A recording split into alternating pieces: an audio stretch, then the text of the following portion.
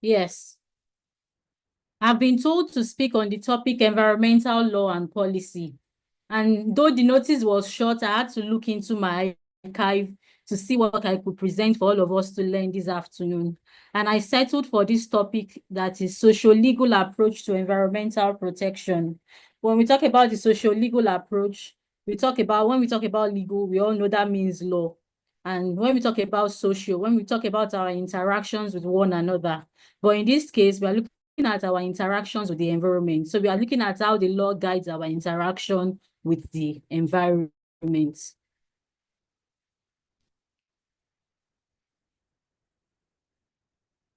So I will start my introduction with reading out some quotes and explaining a few things.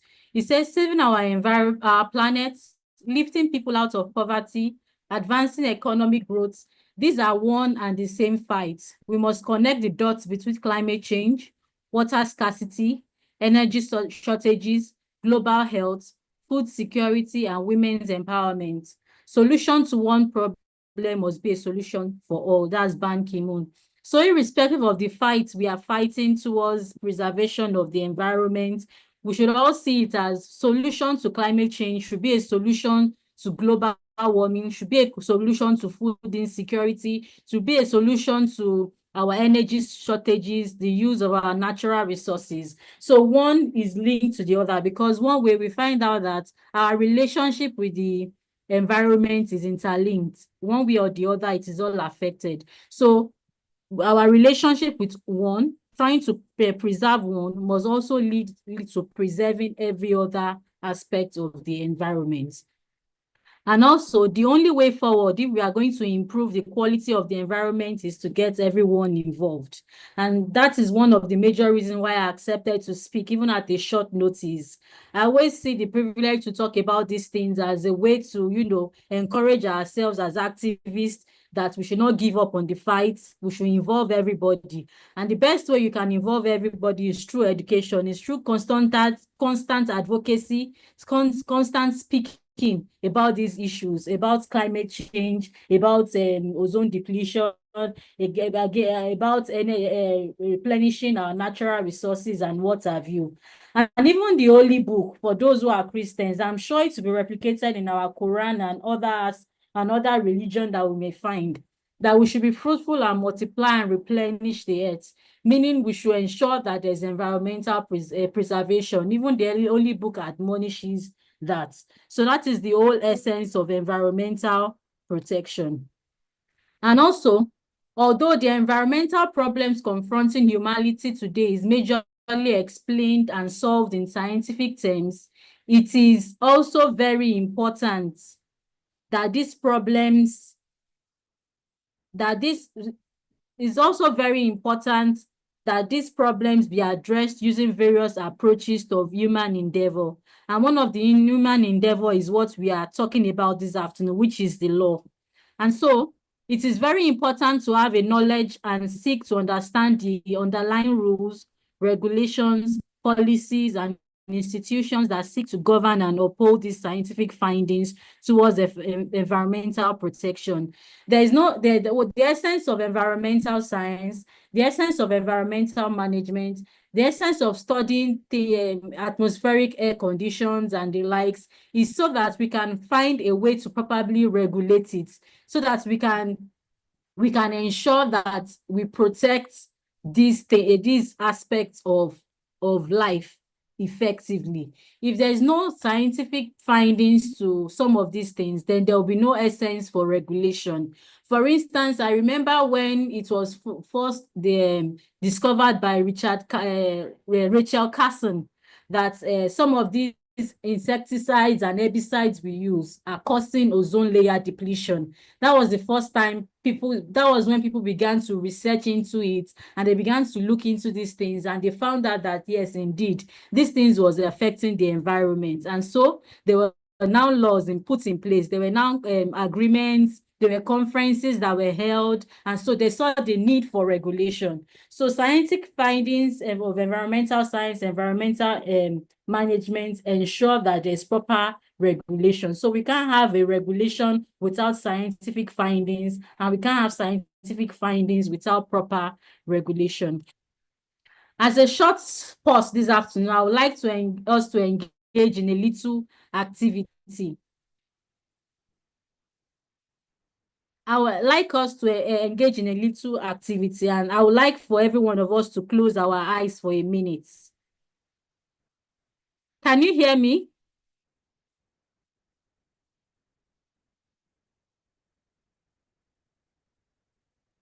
Can you hear me?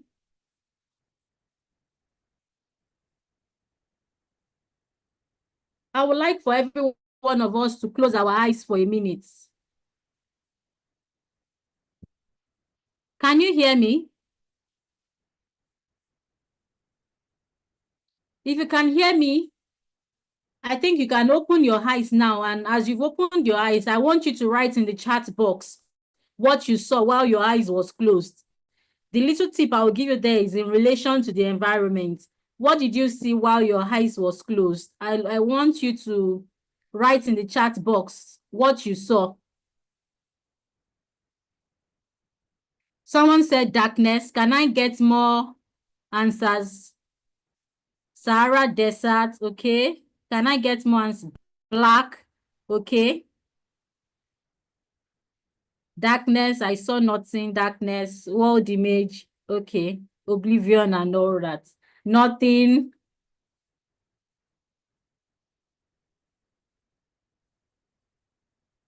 Black world. All right. Thank you so much for darkness, nothing, scorching sun. Okay. Okay. Okay. Okay. Okay. Thank you so much. Thank you so much. You've said very well. You've said, you've written very well. When our eyes are closed, we all see different things. But in relation to the environment, those who got it are those who said the desert. You've seen, so is the desert really. That's in relation to the environment. That's what we've seen. In relation to the desert, that's what we've seen. We've seen a desert. But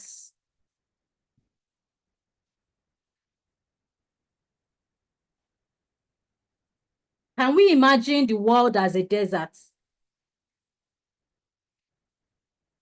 I would appreciate answers in the chat box. Can we imagine the world as a desert?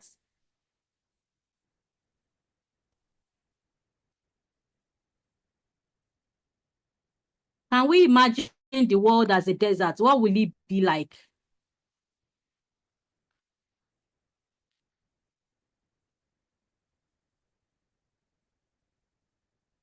Imagining the world as a desert is, I don't know, I've not been to the Sahara Desert before, so I don't know. I've only seen pictures. And the pictures we see, you realize they are not pleasant pictures. It shows no life there. It shows no activity there.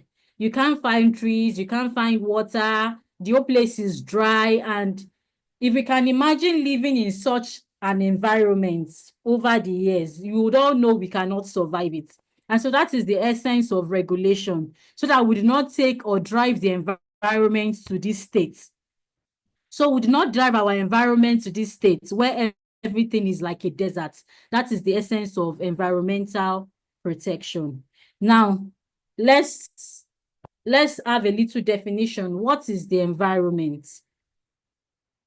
What is the environment? What is the environment?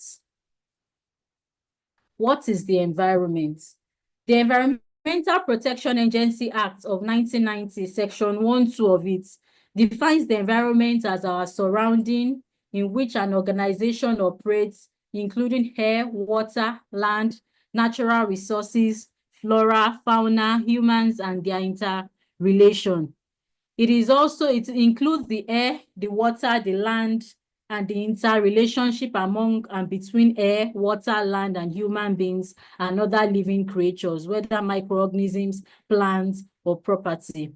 Even the Black Laws Dictionary that we use in law also defines the environment as the totality of physical, economic, cultural, aesthetic, and social circumstances and factors which surround and affect the desirability and value of a property, and which also affect the quality of people.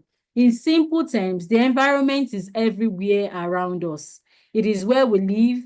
It is where we derive our food. It is where we derive our shelter. It is where we derive our work from. It is where we derive what we drink from. It is everywhere around us. It is where you are presently seated listening to me. So the environment is everywhere around us. It's important for us to understand this term. So there are different components of the environment. We have the air, we have the soil, we have water, and we have living organisms. So you find out that just the way we have different components of the environment, we have different regulations pertaining to these different components. There are regulations with respect to air, there are regulations with respect to soil, there are regulations with respect to water, and their regulations with respect to living organisms. And you should understand that these living organisms will include man and the way we interact with the environment. Now, let's go to the nitty-gritty of today's topic itself, synopsis of laws. So we'll see some of these components, some of the regulations regulating these components I've talked about. So what are some of the synopses of law on environmental protection that we have? I'll discuss the one we have nationally, and I'll discuss some of the international ones. I felt it is important to talk about this is because many advocates, many activists in the environment, climate change, and the likes don't know some of these things. They are not well educated about some of these laws. Some of them don't know these laws exist, but they are laws in respect to the different components of the environment. So the first regulation I'll be talking about is our Constitution, which we are all familiar with. Is a Constitution which we are all familiar with. Section 20 makes it an objective of the Constitution, makes it an objective of the Nigerian state to improve and protect the air, the land, the water, forest, and wildlife of Nigeria. So the Constitution recognizes environmental protection. If you did not know, please, I'd like you to understand that now that our Constitution recognizes the provisions for environmental protection. Also, Section 33 and 34 also makes it a fundamental human right to life and human dignity for a healthy and safe environment to give this, and it gives effect to these rights. It makes it a fundamental human right for us to have a well-protected environment. Also, see Section 12 of the Constitution. The Constitution is the major law governing most of the things that we have. And so that major law also provides for environmental protection. Also, there is an agency that has been put in place to enforce to propound laws for the environment and also enforce these laws. And that agency is the National Environmental Standards and Regulation Enforcement Agency, NESRIA. So NESRIA was administered by the Ministry of Environment. The National Environmental Standards and Regulation Enforcement Agency Act of 2007 replaced the Federal Environmental Protection Agency. What we used to have before is the Federal Environmental Protection Agency before it was changed to NESRIA. So now NESRIA is an embodiment of laws and regulation focused on the protection and sustainable development of the environment and its natural resources. NESRIA has developed about 35 environmental regulations if you go to their website, you will see these regulations stated there. You could download them and read them at your convenience. But there are about 35 regulations propounded by Nigeria to protect our environment in Nigeria. I'll be discussing some of these regulations. I'll be discussing a few of these regulations. The first one, and there was a time we used to do environmental sanitation, but these days it's not so effective. But one of the laws patterned by Nigeria is the Sanitation and Waste Control Regulation. Sanitation and Waste Control Regulation. This regulation applies to issues of environmental sanitation and all categories of waste. It pertains virtually to all human endeavor generating waste. So that is what the Sanitation and Waste Control Regulation is all about. It has to do with sanitary issues within Nigeria. So when we talk about environmental sanitation, that is the law guiding it. We also have, you will be surprised that we have the control of bush and forest fire and open burning. But you find out that there is open burning of tires, and you feel, burning of tires has an effect on our ecosystem. But you find out that during some incidences or happenings in the nation, you find out that they burn tires at different places. But this activity results in environmental degradation. And funny enough, there's a law prohibiting such activity. But like I'll get to that part, the reason why some of these things happen. Another law we have is the mining, processing of coal, oils, and industrial minerals. We find different degradation of mining in different parts of the world. In Osun State, it is an eyesore, and some other parts of Nigeria. Notwithstanding, even though we have laws that prevent some of these activities, we find out that they are still ongoing. People still do it. Another regulation we have is the noise standards and control. There are some people that live in environments where they are being disturbed by different kinds of noises from industrial activities, noises from corporate organizations, noises from churches, mosques, and what have you. There are regulations concerning this because too much noise is called noise pollution. It affects the environment, and it affects us itself. Too much noise, that's why the zoo is usually not situated in residential areas. Too much noise affects animals. So there's a regulation on this. There's also the standards for telecommunication and broadcasting facilities regulation. So this one regulates the activities of telecommunication companies to minimize the impact of their activities on the environment. There is a particular place where they're supposed to situate their terminals and things like that. It should not be too close to residential areas. There are laws, there's a regulation guiding that activity. We also have the domestic and industrial plastic, rubber, and foam sector. This regulation regulates the operation and activities of the domestic and industrial plastic, rubber, and foam sector. Plastic today, there's an advocacy that we should stop the use of single-use plastic. Even before that advocacy became so very rampant, there has been law against this in Nigeria, the kind of plastic that should be used, how it should be disposed, and things like that. Another regulation we have is the Coastal and Marine Area Protection. And we also have the Air Quality Control Regulation. This one has to do with air pollution, to prevent air pollution in the nation. We also have the healthcare waste. We also have the Healthcare Waste Control Regulation.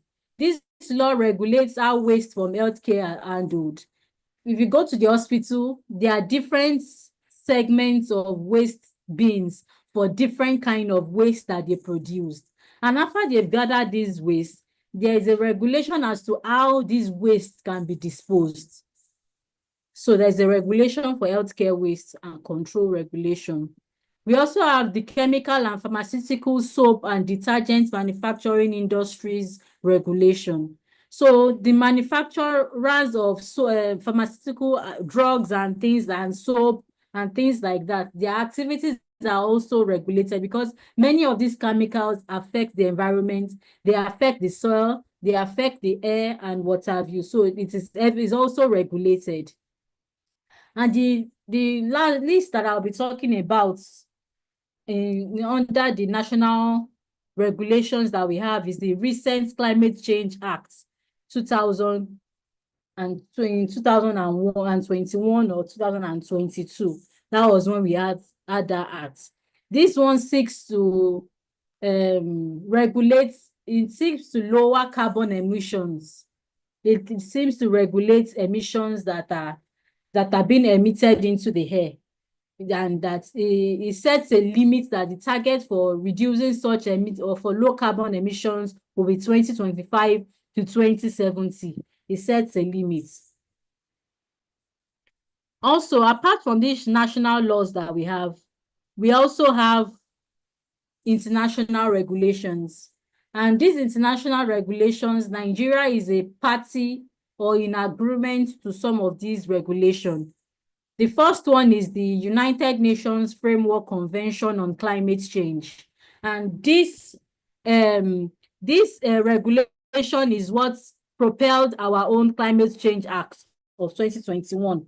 That was what propelled it, because we are a signatory to this United Nations Framework on Convention on Climate Change. So we had to domesticate, localize that law. And so we came up with our own.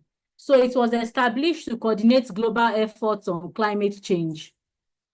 It recognizes the principle of common but differentiated responsibility and respective capabilities. What this means is that different countries have contributed to the issue of climate change differently. And so in solving it or in regulating their activities, there have to be different sanctions, different timelines given to the different countries to stop their emission activities, to limit their emissions one way or the other.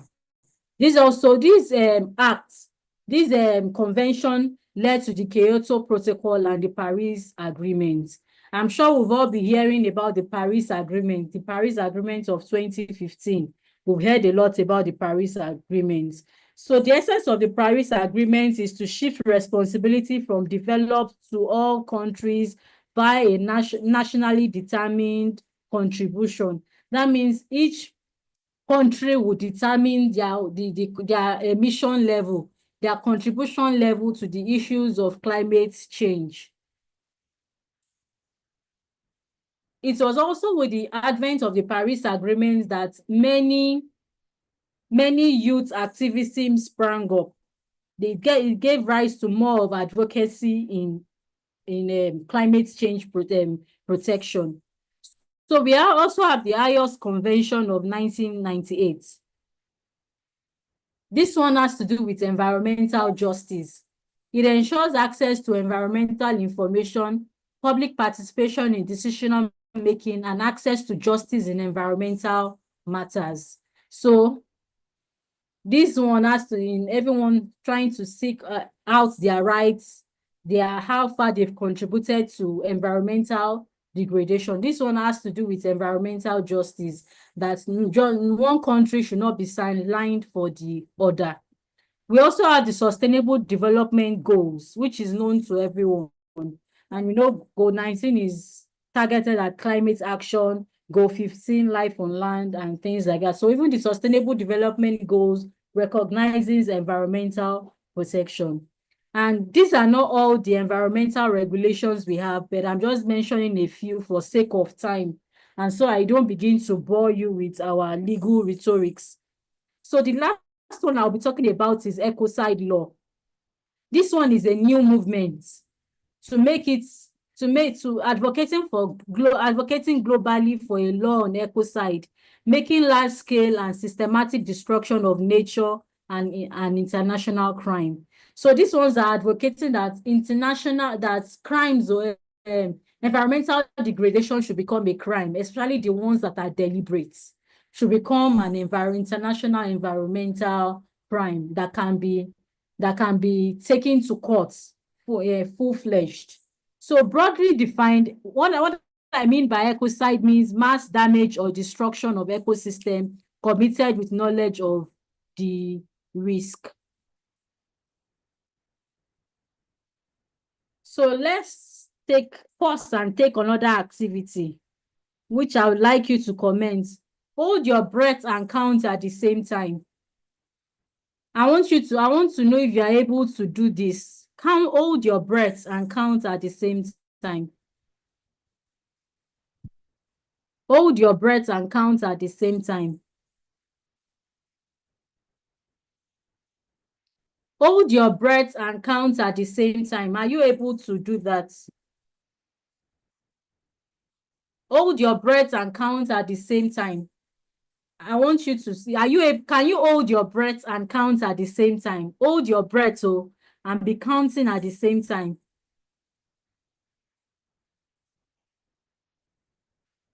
Hold your breath and be counting at the same time audibly. It's an activity that is very difficult. Thank you for the answers. No, impossible, and things like that. So it's not something that we can do. And so it is when we engage in environmental degradation in the name of economic advancement, in the name of development. We are killing ourselves gradually because we can't cut down all the trees and still expect to breathe properly. We can't cut down on all the trees and still expect to capture emissions from our vehicles and the likes. We will not have the air will not be pure enough for us to breathe in. We can't cut down all the trees in the name of urbanization and still expect to have a non-polluted environment. So it is not possible for us to continue at this rate of development and not think about ways of developing sustainably, such that we are developing, but we are conserving, we are engaging in environmental preservation, environmental protection, even as we develop. That is the essence of this activity. So have it in mind that we should develop sustainably. We should not develop by degrading the environment the more. Many societies that have developed by degrading their environment are living with the effects of this degradation. And so we should not also fall in that pattern of developing and also degrading the environment. And so there should be a sustainable development. So what is our role in environmental protection? Remember, I said in the beginning that it is a socio-legal approach. So what is our own approach? I've talked so much about the law already. So what should be our own role in environmental protection? The first is sustainable development, which I just discussed before now, that we should not engage in development while destroying the environment. And the Brundtland report defines sustainable development as a development that meets the needs of now. Why not preventing future generations to develop or meet their own needs? So we should not engage in advancement in technology and what have you, such that we would have degraded the environment and not be able to, not allow future generations to be able to develop at their own pace. If we have destroyed everything, how do they live their own life? I read somewhere where someone said there will a time may the time not come whereby we need to be carrying oxygen all about so that we can breathe. So that it might not happen in our time, but if we continue at the rate of development without regard for environmental protection, we'll find out that we will not be living an habitable environment for our future generation. So another role of ours is to reduce, reuse, and recycle. That is the 3 R's. As much as we can, we should reduce our waste, We should reuse our materials, and if possible, recycle materials that we can use. And one of such materials is plastic. We should reduce our use of plastic. We should reuse plastics, and we should recycle plastics where we can. So there's a need to engage in the 3 R's. Another role that we should play in environmental protection is proper waste management. Proper waste management. Proper waste management. For instance, I'm sure there are still some people that will buy something on the road and eat that thing and still throw the wrap on the floor. If you are one of such, you should not be something you should be doing as an advocate. And if you see people who do it, you should try and educate them that it is not right. It's been said that it takes a lot of years before plastics or nylons can degrade. So when we engage in these activities of throwing waste indiscriminately, then we are contributing to environmental degradation. So we should dispose our waste properly. When I have a waste and I'm outside my house, what I do is I put that waste in my bag until I get an appropriate place to be able to dispose of that waste. I don't throw it into the environment because I know nobody will come and pick it there for me. It will contribute to flooding. It will contribute to the blockage of drainage and what have you. And nobody is going to come and clean up that mess for me. So to prevent that, I usually hold on to such waste until I get to an appropriate place where I can dispose of such waste. Another role that we should have in environmental protection is waste segregation. As much as possible, we should engage in waste segregation. During the course of my presentation, I talked about hospital waste and the way they segregate their waste. Each waste goes to different bins. They don't join all the waste together because there are different ways it can be disposed. We should, in our own closet, in our own homes, begin to imbibe some of these things. Do not store plastics with other waste of yours. You should try and segregate these waste. One thing there is that I'm hoping that the government will do more about this. At least the Lagos State government has started with something like it has banned the use of styrofoams and plastics and what have you. So it's a good one in the right direction. But as much as possible, we should engage waste segregation. Another of our role in environmental protection is ecopreneurship. Ecopreneurship. What do I mean by ecopreneurship? Ecopreneurships are businesses that spring up to encourage environmental protection. They are businesses that come up to reduce or recycle the waste that we produce. They produce wealth out of waste. That is the slogan they used. And there are a lot of so many of businesses, organizations today that are working in line with ecopreneurship. We have an organization like Planet 3R. We also have the Waste Museum. They are both in Ibadan. These businesses have done a lot. They've turned waste pure water sachets into slippers, bags, mats, clothing, and what have you. They are even turning used clothes now into bricks, into fashion decorations and the likes. They've turned condemned tires into chairs and tables.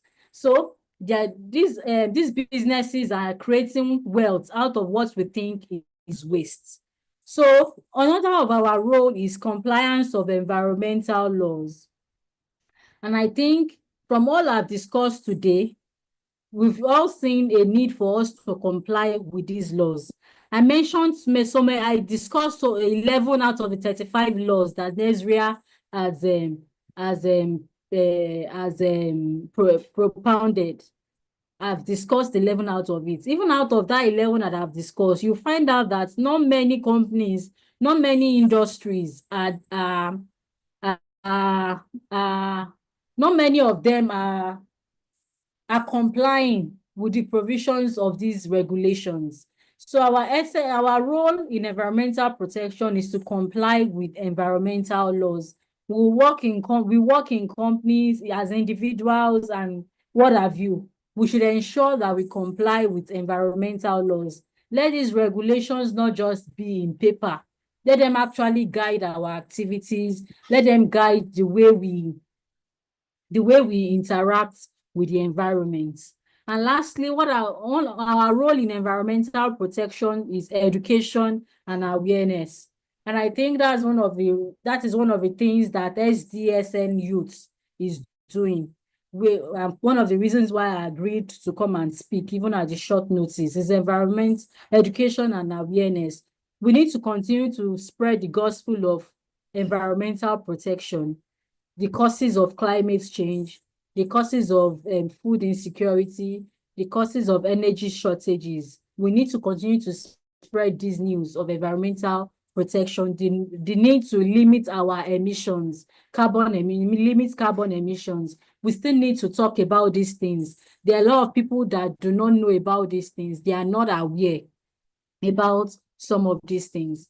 And I really appreciate the organizers for thinking of a topic on environmental law and policy, because many times we talk about many of these environmental issues, but we do not look at the legal aspect of it. Many people are not aware of regulations in respect of the environment, which is why I thought to discuss on some of these laws today, and which I have done. So we should continue in education and awareness of environmental protection as one of our roles, which will be very effective in environmental protection. So with that, thank you for listening. I hope we've learned one or two things from my presentations, while I welcome questions.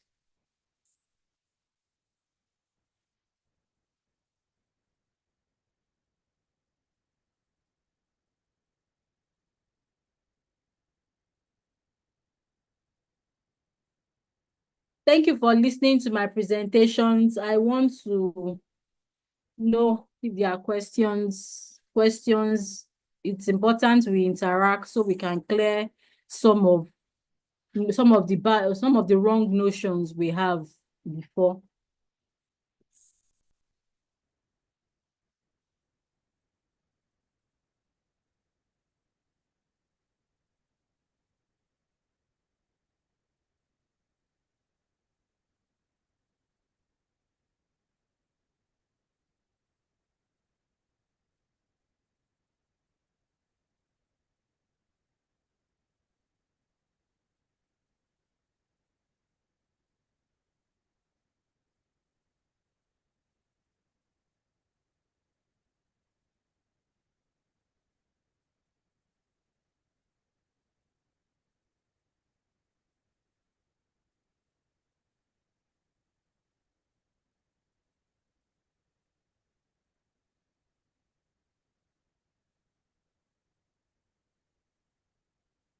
Can you hear me? Sorry.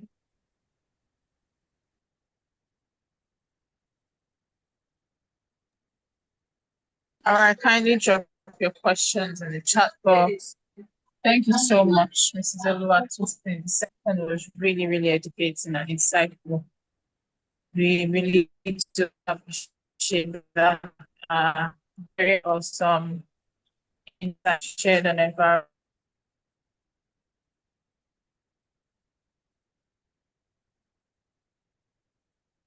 Thank you so much, Oluwatoyin.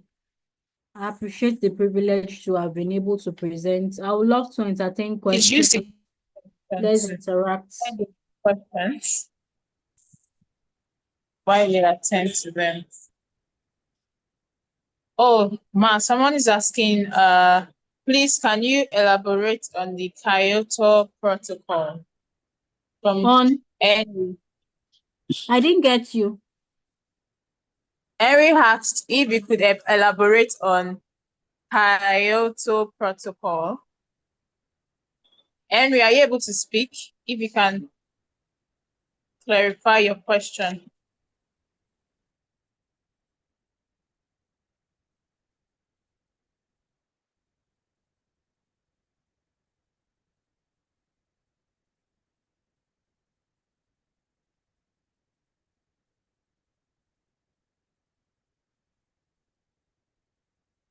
Okay, while we await Henry to speak, somebody asked in the chat question.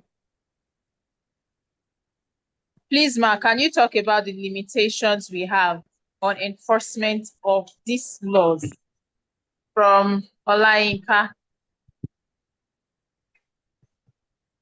Olainka is asking if you can talk about the limitations we have on enforcement of the laws. The limitations we have, like I said, is non-compliance. I think I was discussing that in our role in environmental protection. The limitation there is non-compliance. If the law is there, but we are not complying, then how will it be effective? And I think that is the major problem with environmental laws. Environmental laws are referred to as soft laws. And when we talk about soft laws, these are laws that are not totally binding. They are not enforceable. But in recent times, we find out that we are moving from environmental laws being soft laws to hard laws. Maybe they are being enforceable because eventually after the long Nigerian Shell issue, eventually Shell was sanctioned to clean up the Ogoni land. So our major limitation there is long compliance of environmental laws. If we can comply with them, then we would have more, these laws will be more effective in environmental protection. I hope this settles your question. All right, thank you. Thank you, Ma. Yes, so I think Eri is trying to also clarify the question he asked initially. Eri, please proceed if you're able to speak now.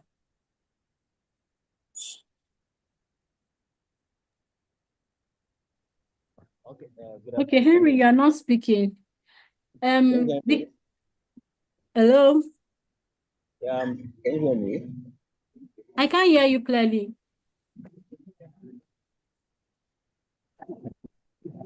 We can't hear you, Henry. If you can hear, or probably you use the chat box if you are not able to communicate where you.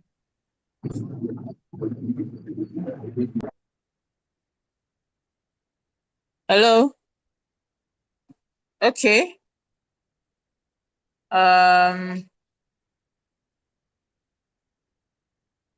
Someone already dropped the answer, something in the chat box. Okay. The Kyoto, I was going to talk about the Kyoto Protocol too. It's an extension of the United Nations Convention of Climate Change. When there was a limitation, when that could not completely capture everything they wanted, then the Kyoto Protocol came into force to still elaborate more on issues of climate change and reductions of emissions. And also when that still was not enough, then the Paris Agreement also came into force. So it's an extension of the UNCC convention. That's in addition to what the person has included in the chat box. Okay. Thank you, Ma. Yeah, all right, we still have more questions in the Q&A. Desmond asked, how can environmental law and policies address issues of environmental justice, such as disproportionate pollution in low-income or marginalized communities? Yeah, I mean, for instance, you find out that some of these agreements or some of these when that question is actually in terms of international agreements, you find out that some of these agreements acknowledge the fact that not all countries have contributed equally to the problem of climate change, to the problem of environmental degradation. So then that is when I think one of the agreements I spoke about talked about nationally determined emissions. So it shows that different countries have contributed differently. So what is required of them is different. And also some of these agreements recognize that not all countries have the capacity to fight these issues.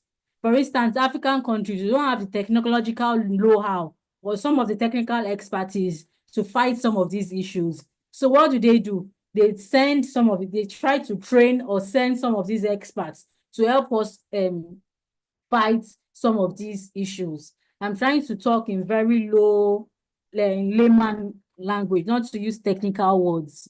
So some of these regulations, some of these agreements recognize our different contributions by countries towards these issues. And so they've spelled out means by which we can all, based on our contributions, also mitigate all these degradation that we see or that we have. Is that understood? Oh, all right. All right. Thank you very much, Ma. Thank you very much, Ma, for the answers. Those are good You're insights. welcome. Okay, we'll take one more last question because of our time. Odoku, sorry, I don't know if I pronounced that correctly, is asking, can you please give light on carbon credit? Carbon. Carbon credit. I Okay. don't know. When you talk about carbon credits, it means exchanging, giving you incentives for reducing your carbon emissions. Okay, all right, all right. Thank you. Thank you so much for the very useful insights and for taking out time despite the short notice. We apologize for that. To share your insights with us. Yes, yes, yes. Thank you very much. And yes, you can drop in the comment section how this section has been very impactful as well. A lot of comments has already been dropped. It was a wonderful section, wonderful presentation. Excellent section. I love and celebrate you. Great. Thank you so Thank you much. so We much. truly appreciate your time and insights You're shared. welcome. Yeah. Thank you. Thank you everyone for listening. Thank you so much. Welcome. Welcome. All right. I'll call on Miss Gina to proceed with our second section. Thank you. Please permit me to leave now. Okay, yes, you're permitted, ma. Thank you so much. I want to say a very big thank you for taking your time to share that wonderful insight with us. And I hope if any of our trainers want to reach out to her, they can actually do that on LinkedIn. You can search her and reach out to her to ask me any questions that you have, because we believe that environmental law is a very broad topic that cannot be covered at just a sitting. So maybe if you need a question or follow-up questions on that, you can definitely reach out to her on our social media, especially on LinkedIn. Quickly to the next on the agenda, we have the speaker here. Thank you, network, and it was you know what it is now.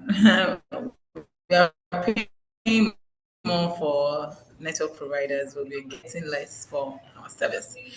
Kind of understand. So next on our table, we'll be getting started with your local climate activism for global positioning.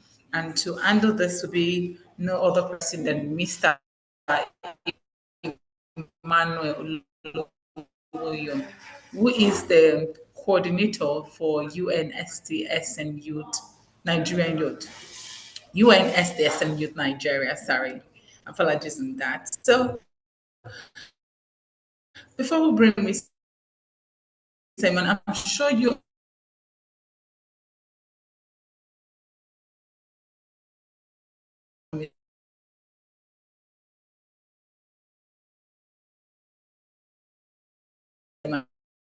and of course is not as strange to most of us. But then we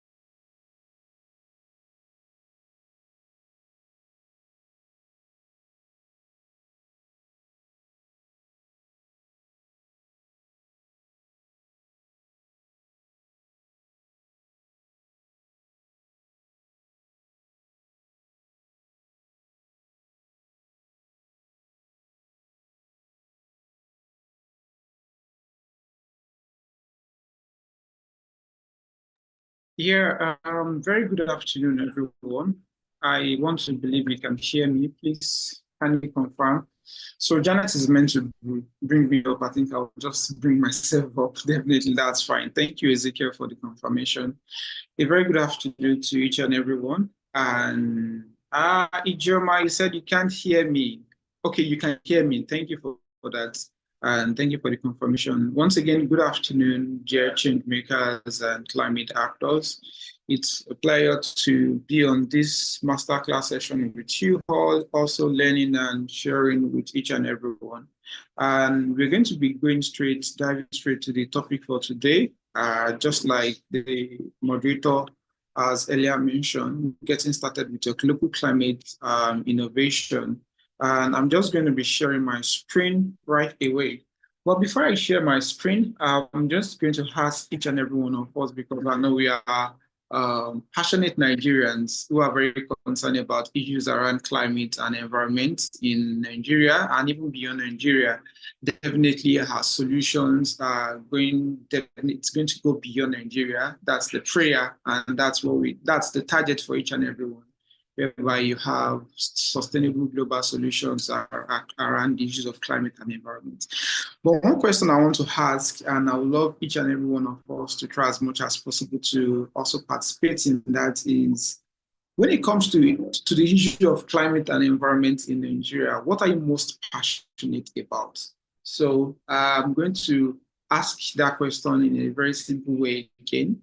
When it comes to the issues of climate and environmental crisis, environmental crisis in Nigeria, what are you most passionate about? I know some might be talking about government policies and all of that, and just add a session on environmental law just now. Some might be passionate, but I would like to. Oh, Desmond said food security and green construction. Please, you can use your mic. Yeah, I would love to hear directly from each and everyone. If you want to use your mic, that's fine. Okay, Allegro said, I'm most passionate about climate policy and diplomacy. Okay. I want to see it coming. All right, please, FCT Asphalt, please, you can go ahead and unmute your mic and speak. I would love to hear from you. What are you most passionate about when it comes to the issue of climate? And climate action looks so generalized. That's Glory. I want you to be specific. So I can see someone's hand up the other time from FCT. Please, if you can grant her the permission to speak. Please, also you can please unmute your mic and share with us. What are you most passionate about? What gives you that great concern when it comes to the issues of climate and environment? Please go ahead and speak. Okay, thank you very much. I'm passionate about carbon markets and the potential that they have in mitigating or abating climate change issues, because carbon markets will provide an avenue for businesses to meet their net zero as they purchase credits, and the project developers that produce these credits are reinvesting these same resources to either removing or putting systems in place, like let's say a carbon sink now that will remove or make for the emissions that these businesses are making. That's on one hand, and then the contribution they make to Nigeria's climate change fund will also help Nigeria fund other climate action and climate mitigation programs or projects. So I think carbon markets for me is critical to net zero goal of businesses or pledge or ESG goals as well. And that in a medium to long term run will help us mitigate and attain net zero. Thank you very much for that. And that's a very detailed one. And I can see Henry saying clean and renewable energy transition. John said climate education and climate smart agriculture. And Matt said climate education and climate change awareness, climate policy, implementation from Olayinka. I'm interested in clean energy transition and sustainability. Okay, Moses. All right. Team B, please unmute your mic and share with us what are you most passionate about when it comes to the issues of climate and environment in Nigeria? And those of us that are here to speak, I'm excited to see like 70 comments here. So keep throwing your comments there in the comment. I'm just going to read and check. All right, go ahead, Team B. Okay, good afternoon, sir. Good afternoon, everyone. Sorry, for me, when I am asked the question of what am I passionate about when it has to do with climate change, first of all, I love relating it with my personal experiences. You know, as a matter of fact, for anyone to develop passion in a particular thing, you must have had one or two experiences, you know, something that inspired you to, you know, to get related to that. So personally, I came from a very poor background. Let me put it that way, where we rely on agriculture. In fact, throughout my university, I was sponsored from the proceeds of agricultural activities. So I have witnessed flood take away the whole of our farm. I have witnessed droughts, you know, made us produce nothing the whole of, you know, a season. So that made me to, you know, develop passion about, okay, how can we be able to, you know, avoid this problem? So most particularly, I am passionate about how can we educate farmers on, you know, sustainable agriculture and sustainable practices that can enable them to be resilient to climate systems, you know, climate change rather. So that is what I am most passionate about, you know, trying to make farmers do better in the face of climate change. Thank you very much.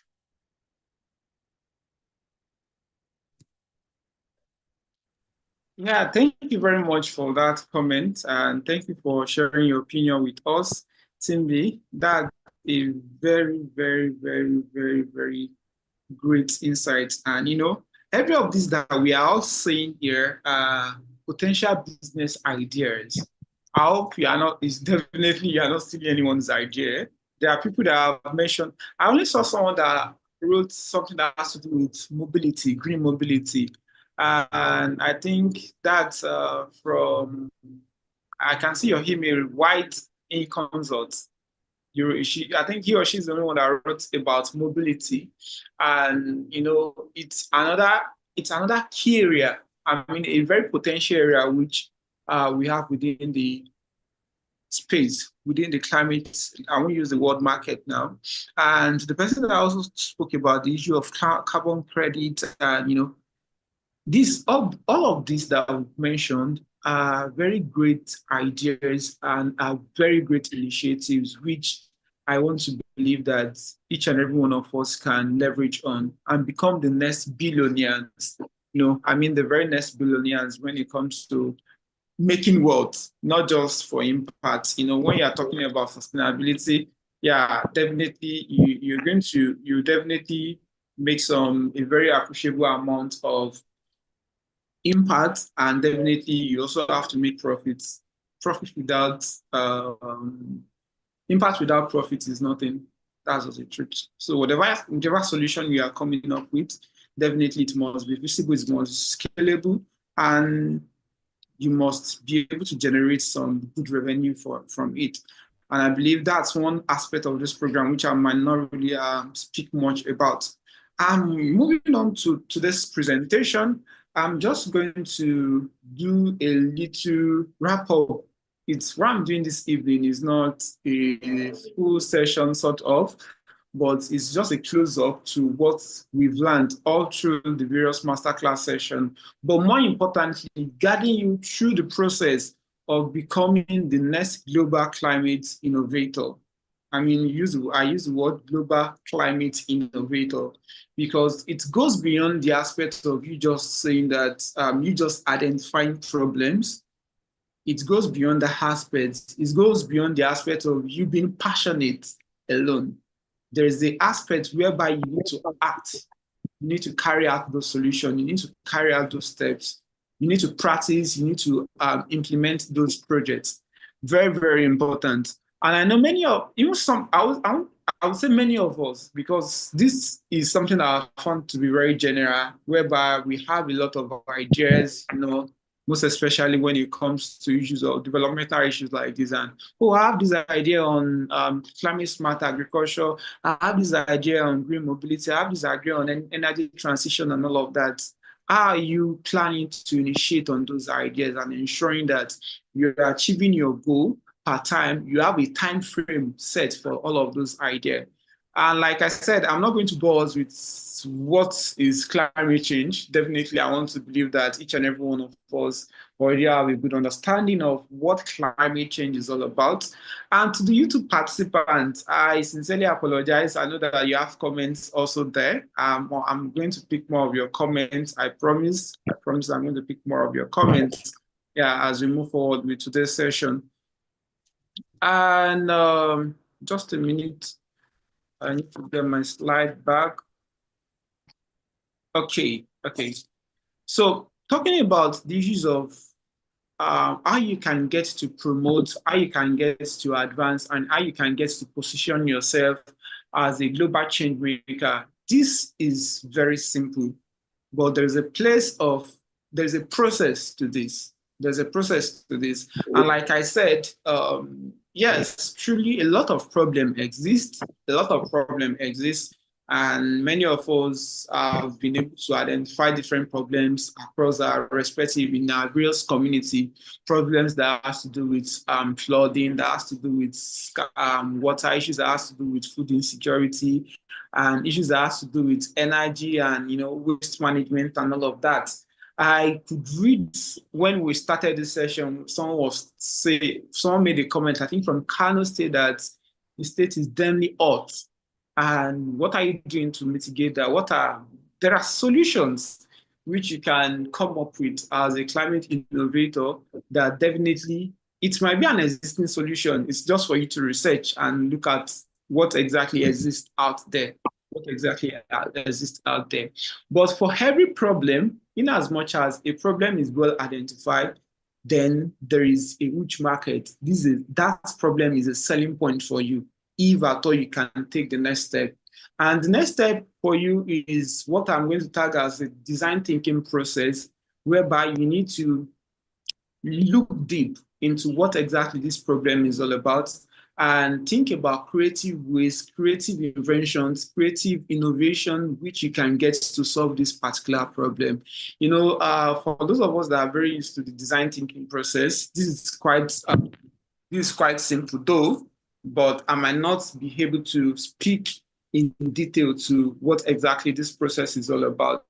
And the very first thing you have to do when it comes to the process of design thinking is for you to get to empathize.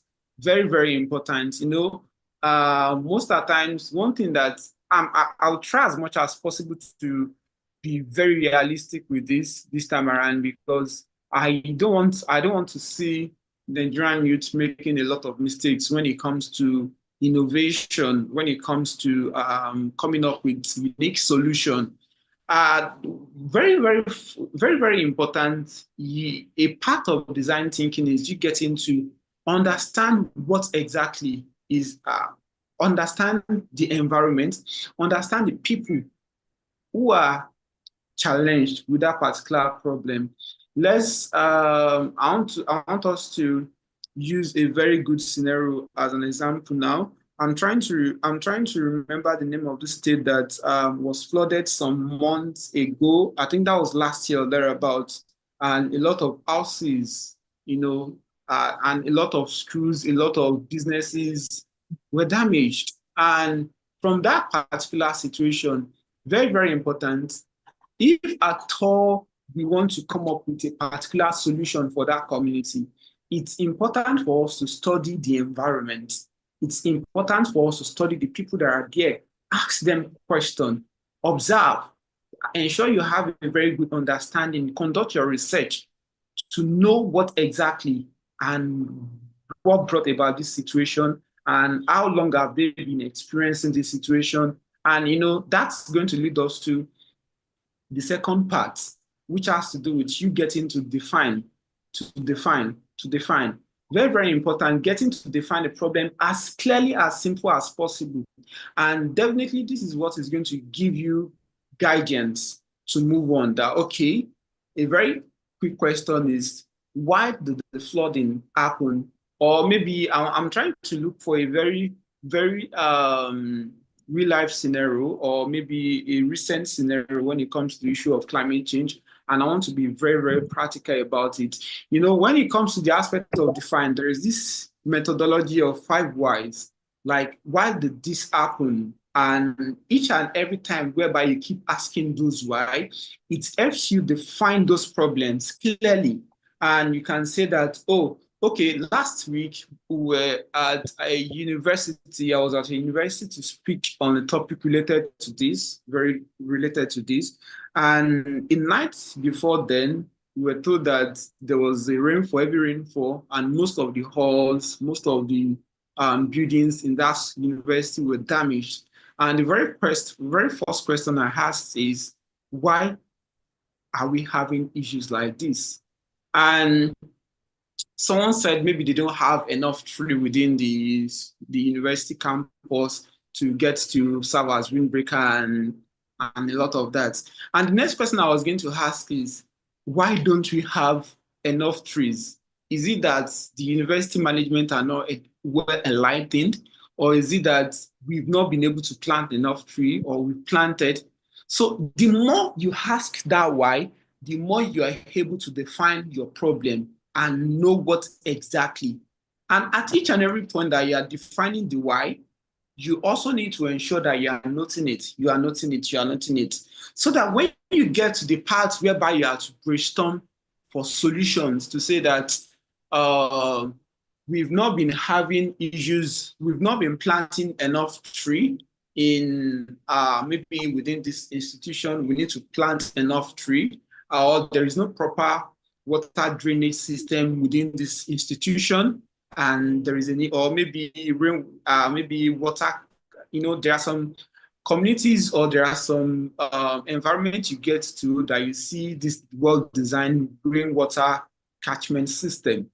So the more you ask those why, the more it makes it easy for you to identify good solutions to that. And that's going to take us to the aspect of ideate. You know, ideate is now, this is the strategic part whereby you get to think about possible solutions,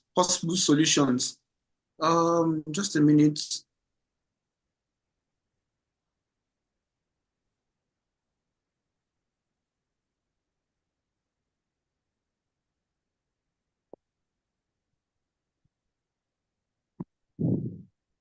When it comes to the aspect of ideating is where you get to come up with you generate as many as possible ideas. So when it comes to, when you're talking about planting trees and what are the other things which you can do to mitigate the issues of maybe flooding, what are the other things you can do to mitigate against such issues when it arises again. And a very good part of this is, you know, there is this, even on Zoom now, we have the white, I think they call it, I think it's a white board whereby you can get to do some of these things. There are platforms whereby you can strategically come together to say that for each and every program. I remember there was a program myself and my team were designing last year, okay, which was an evaluation and redesign of a program. And we felt that, okay, for us to scale up and for us to improve our impact when it comes on that program, we need to first of all look at the feedbacks we received from participants. And for each and every feedback, we also ask maybe most especially, we also want them to critique the program. What are we not doing well? So the question is, why are we not doing this well? And after we've been able to identify that, we now have to start coming up. I said, okay, each one of you, we are going to come up with 3 different ideas for each of those problems that we've been able to identify. So 4 of us working together, and that's on each point, we have like 12 ideas. Definitely, when you are putting all of this together at the addition process, we had people that have similar similar perspectives. And even when we were putting together, okay, we want new courses, we want new modules, which module can we bring up and all of that on that program, we still have add a lot of suggestions. Then at the very concluding part of the addition process is whereby you get to prioritize. You get to prioritize which of the idea are you going to be prioritizing, and which one are you going with first. And going further on your addition process is whereby you get to prototype, you get to test your idea and to see if at all this solution that I'm coming up with is visible and it's definitely sustainable. That's one of the most important things. And very, very key, another key thing that I just quickly want to say is your prototype doesn't have to be big. It doesn't have to be, there are some people that might want to, maybe you are trying to develop a product that has to do with sorting of waste. I think I've seen something of such before, and that can sort plastic waste from paper waste and all of that, as this waste product are getting to flow within the system. You don't have to come up with something that can take maybe 10,000 tons of waste, metric tons of waste. You can come up with a very small product that will just take a little amount, and from there you can get to scale up. And most importantly, you also need to be sure that,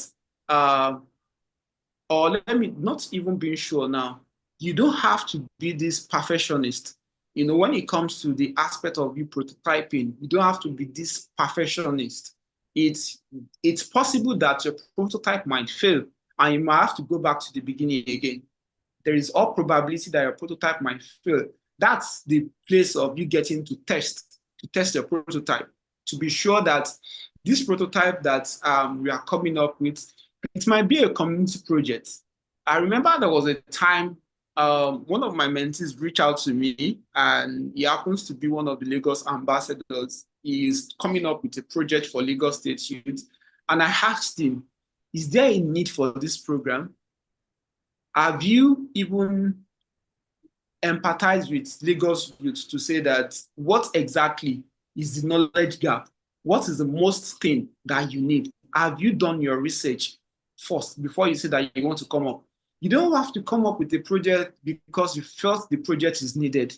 You have to come up with your project because it's coming from the pain points of your audience. So you have to go back. Sometimes let me still go back to the aspect of whereby you get to test if at all your prototype, the idea which you're coming up with is going to be successful, is going to be impactful. And like I said, sometimes you might get to fail on it, and you go back to your defining process, your ideation process, and you come up with a lasting solution.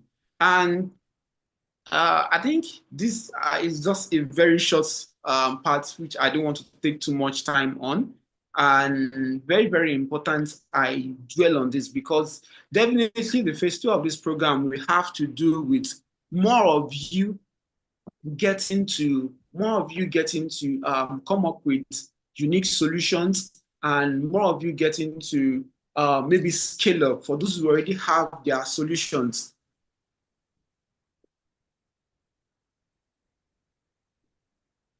Those of you that already has their solution.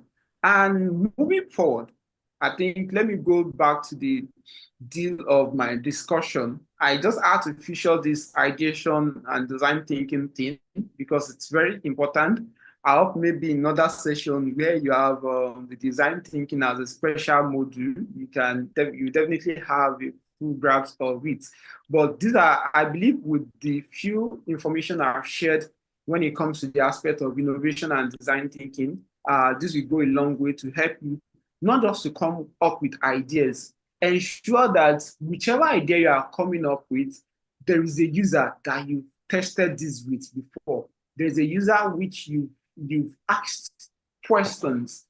You don't say that you are coming up with, you are trying to bring up an idea on a community impact project, and you felt like, oh, this community, I know many of you will have listened, you will have heard this story of that has to do with a community they are trying to build a bore waterfall and all of that. I might not need to repeat that story here. But more importantly, you need to be able to know what the pain point of your user is and to be able to come up with the best solution. And so what are the practical steps to launching your climate projects? So don't mind that I'm using the word local now.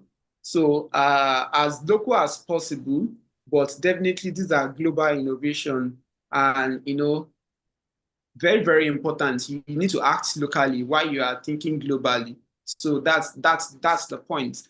The very first thing which you have to do has to do with identifying the problem. Like I've mentioned earlier, you need to identify the problem. You need to be sure of what exactly the problem is. And for you to identify the problem, you just don't sit within the confines of your office or the confines of your home to assume that, oh, this is what the problem is. And I was telling someone day before yesterday that some of the issues we have when it comes to policy formulation in some countries is when you see some set of government and they will say, okay, they want to come up with a project, they want to come up with a policy, and they will call one or two experts together without working with those who are at the grassroots. Before you consider you want to come up with something for your citizen or for your particular community, your community, or who within your household, you need to ask them, you need to identify, you need to work with them, have a thorough research with them, conversation with them. And from there, you can get to trace the causes, you can get to know what exactly is the root problems. And the next thing you have to also be sure about is your goal and your objectives. How smart is your goal and how smart is your objective? We always say that no matter, very, very important. If you are coming up with maybe a climate smart agriculture project and you are saying that you want to feed the nation, that's not smart. That cannot be. Every farmer too, in as much as you are farming, everyone is feeding the nation. But you have to come from a very unique selling proposition. Very, very important. And your objective has to be very simple and very specific.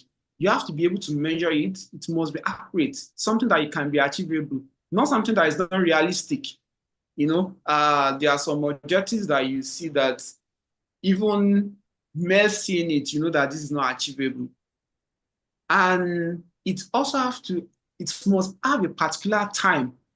So to take, for example, you want to train, you have it in mind to train maybe 100 Nigerian youths on climate smart agriculture. Within what time? Are you going to spend between now to 2030 to train 100 Nigerian youths, or 1,000, or let's say 1 million Nigerian youths? You can say that, you want to train 1 million Nigerian young girls on climate smart agriculture. That you've been able to measure it. You've specifically mentioned your audience. You are not just saying Nigerians alone. You say young girls, and before 2030, or maybe by 2030, or maybe by 2027, maybe or in the next 2 years or in the next 3 months. And while you're also trying to ensure you have a clear objective, you need to set metrics for each of your objectives. How do you measure it? What are the indicators that help you to know that, oh, for these particular objectives, you've been able to achieve 20%, 30%. What are your metrics and your indicators? And more importantly, I want to say that for every idea you have, it's not meant to be achieved alone. I like saying this in every of my session, most especially when I talk to change makers. No matter how clear that vision is to you, it's not meant to be achieved alone. There are people that has similar energy like you. You might see them, some people always see them as competitors. And there are some people that do not have similar energy like you, but they have a particular skill set which you don't have. Maybe you're a founder of an NGO here, and definitely you need a graphics designer that needs to be working. And at the same time, when you are the founder, you are the one that is pushing grants, pushing partnership, that's still doing graphics designing, you are still doing social media yourself. and you think you are going to scale up and meet that your particular goal, then you are deceiving yourself. You need to have a team, and no matter how small it is, a well-defined team, either it's on a voluntary process or maybe you are paying them, but definitely, in as much as they are coming to your up on your project, they must have a value for their time or for their efforts. There must be something specific which you are giving back or which they are directly benefiting from, either in terms of experience or in terms of knowledge, in terms of capacity building, in terms of exposure. There are, I can say that there are a lot of people that in one way or the other that have worked with me, and whenever they get to work with me, they feel so challenged that, wow, I think I'm challenged to do more. I can do better. I can make more impact. So when people are coming on your team, it's not just about the thousands of naira or millions of dollars you are paying them. There must be a value. But most importantly, also ensure that each and everyone has a specific role. And that should be maybe a specific role that is your own weak point, which you can leverage on, or the project can leverage on and become successful. So it's different from when you have a good expertise when it comes to project management and you are still employing a project manager. Then you are duplicating efforts. Why don't you focus being a project, except that you want to do something different entirely? That's why you are looking for a project management. So another key thing, which is very important when it comes to achieving or launching your climate project and solution, is developing your strategic plan or your roadmap. I love the word roadmap because definitely this details how far you want to go in terms of your short term, medium term, and long term. What is the timeline you are setting? And for the business aspect, they will always ask you, what are your milestones in the next 20 years, or even in the next 6 months? What do you intend to achieve? In the next 1 year, what do you intend to achieve? And what are the risks which you've been able to identify? And what are your mitigation strategies? It shows you are prepared. So very, very important, develop your strategic roadmap. And another key thing is you getting to engage your communities, and very, very important, engage your communities. And as simple as you saying that you want to do a virtual advocacy or virtual campaign, even on WhatsApp, your viewers are your #1 community, which you can get to engage, and they can become more interested in what you are doing. Through them, you can seek funding, not to talk about when you are doing crowdfunding, donations, and all of that. And definitely, you can look out for corporate sponsorship. But I want to say this, that most especially those of us that have a project that has to do with, that has more involvement of the government, please, when you are starting newly and your project has a lot of things to do with the government, try as much as possible to avoid the government first. Because if you want to bring, except you have a very strong influence, but if you're a very small startup and you are coming up, you're a change maker, you are trying to come up with a particular solution, maybe in your community, and the very first set of people you feel you want to engage is the government, then you are failing at it already. Why don't you engage people that are very within your close circle? Those are the set of people, then you can start connecting. And you even need to have something tangible, something you can show for it that, oh, this is what we've done. I want to scale it up to different local governments. We want to scale it up across the city. We want to make it a nationwide project. And that's, I think, in one way or the other, that has spoken about the aspect of implementation and monitoring. At each and every point, try as much as possible to monitor and ensure that what you have in mind, I mentioned something that the other time, that your indicators, your metrics, getting to ensure that each of your objectives, each of your milestones are well achieved. And the last part, which I also want to talk about, is storytelling. I see it's one area that many of us, many youth today fail at totally. I can say categorically that maybe it's just 10% that is doing well when it comes to storytelling. We don't take time to tell good stories around the good projects we've done. And it starts with the current location. I mean, as you are executing that project, are you documenting your report right away? Right away, are you documenting your reports? Are you taking good pictures, videos, and all of that?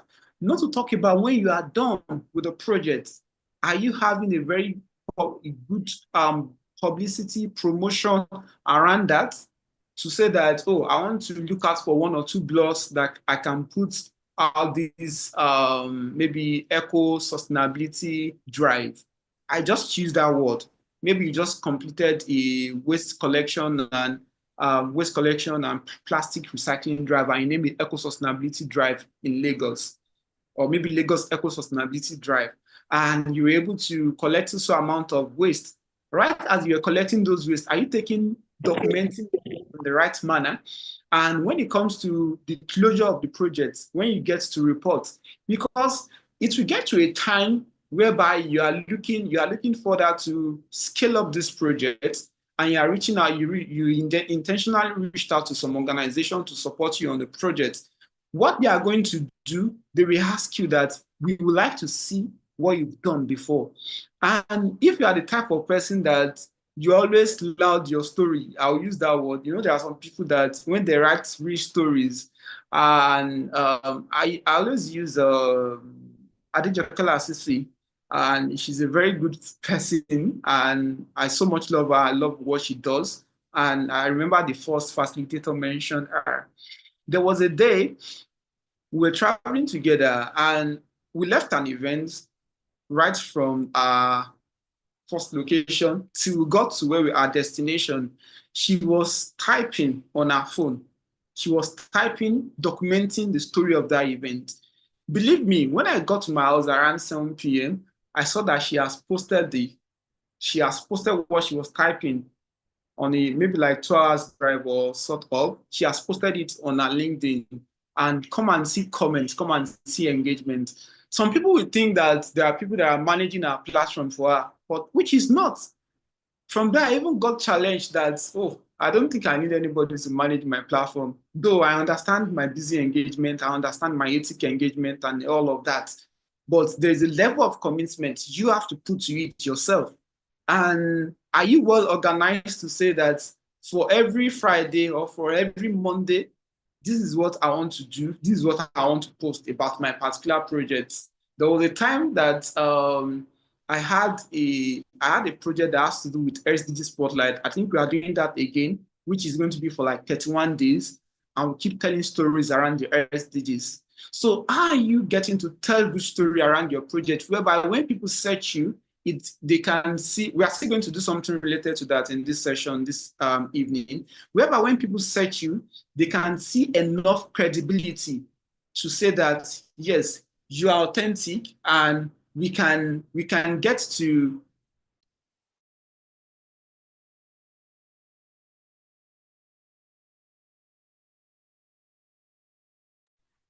so very, very important. You have to tell good stories around your projects. So I think we are there now. And I want to believe that you are joining with your mobile device or your laptop device, and it's something I want each and every one of you to participate in.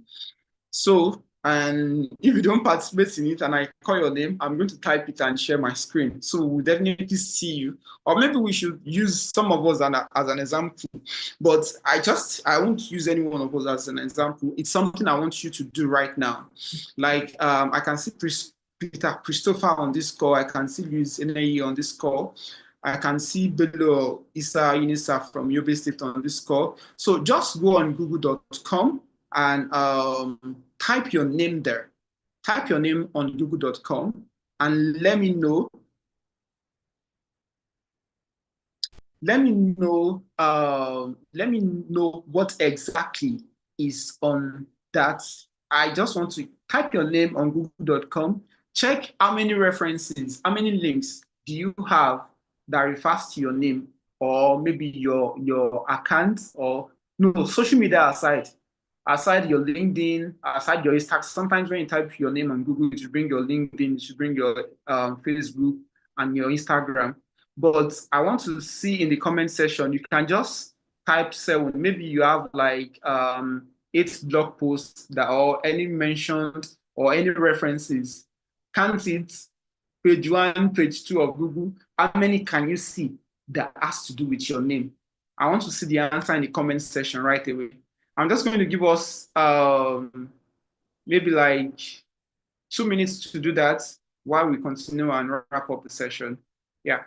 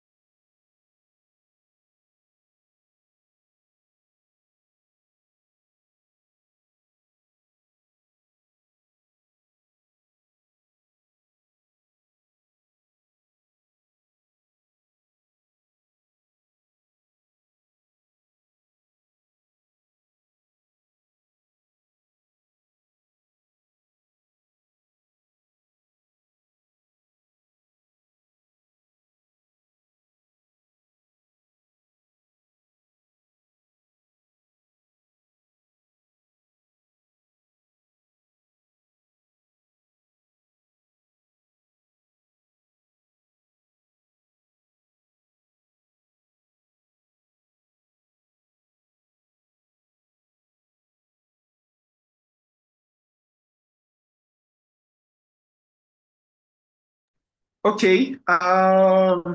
Adiola, what did you said you saw your name? How many references did you see to your name? Okay, Luz is so honest with us and add to screenshots. So we can see awesome, awesome, awesome. I can see one major reference aside your social media. Eunice said 4 on page 1. 4 on page 1.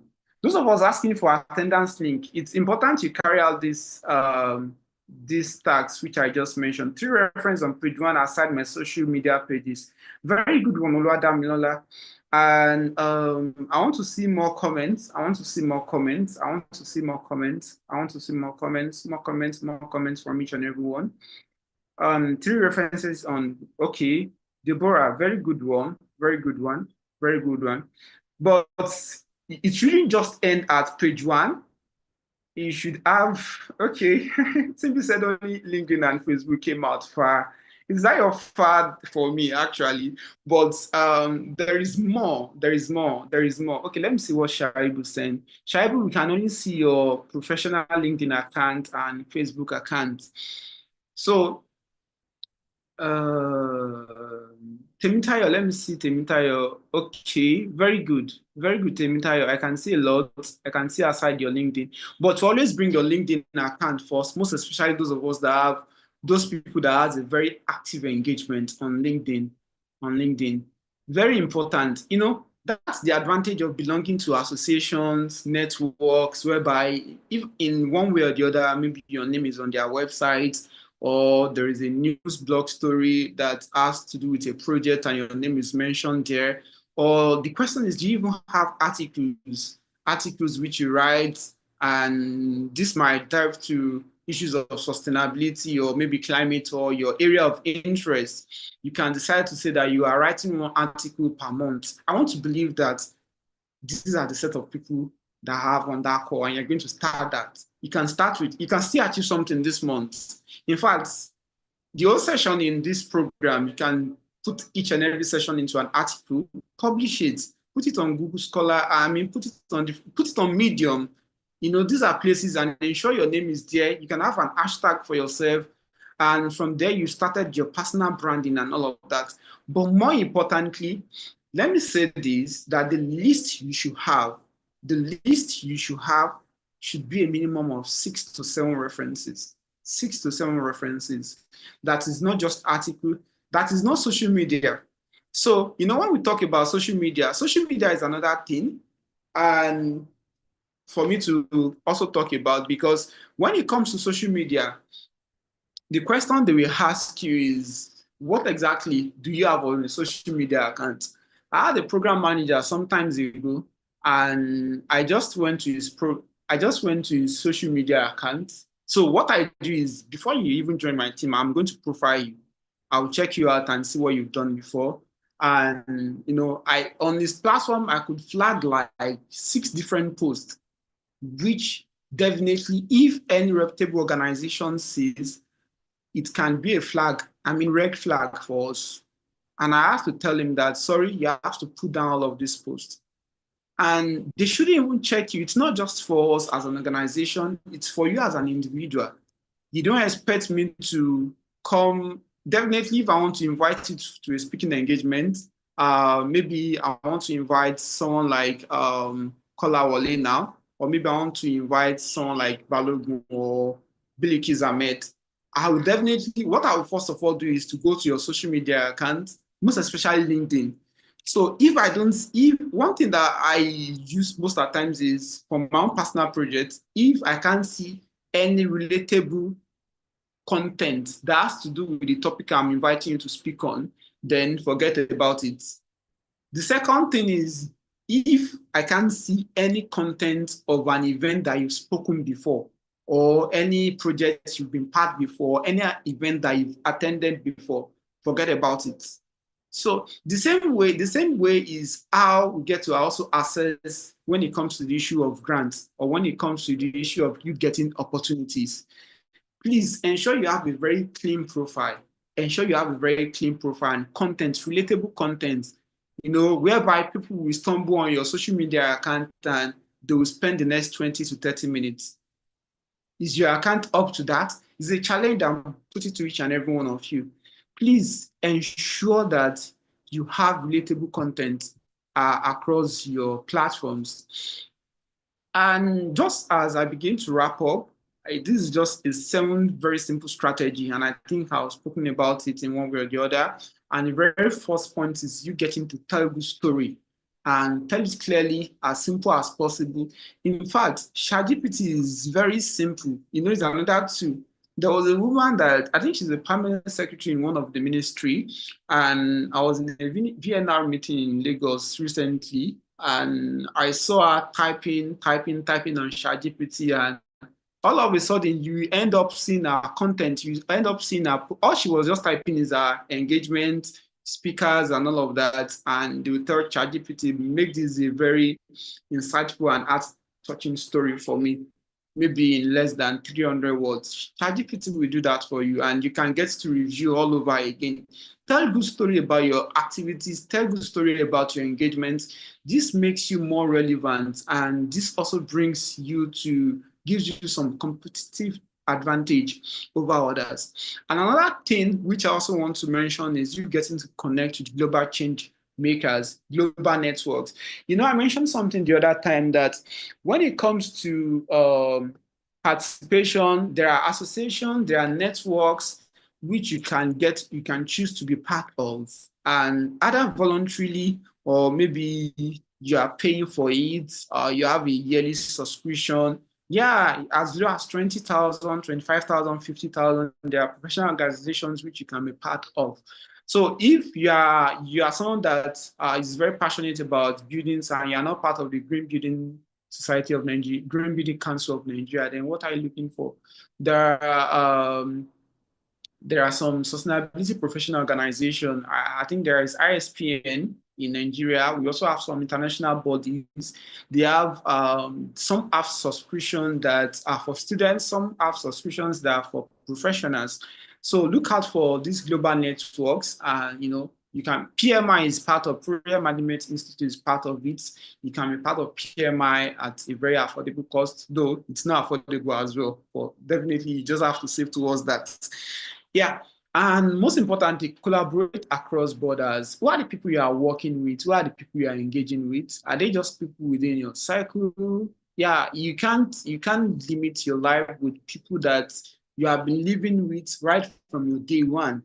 There are people which you have to look up to, and you also have to look out to. The people you look up to are quite maybe your role model, mentors, people that have achieved what you intend to achieve. And people that you are looking out to also are people that you don't even have access to. You've not met them before, but you know that definitely me connecting with this person, there is something I can get to benefit. There is a kind of recommendation I can get from this person. And very, very important, you don't just say that all the set of people you want to associate with are just Nigerians. There are other people from other countries. developed countries, most especially, and also developing countries. So to say that I have a friend in Kenya, and okay, it was a friend, a colleague, not a friend though, and he was telling me that one of his friends sent, he happens to be I've already shortlisted him to be a speaker on CAAP, the Conference of Youth on Environment and Climate in 2023.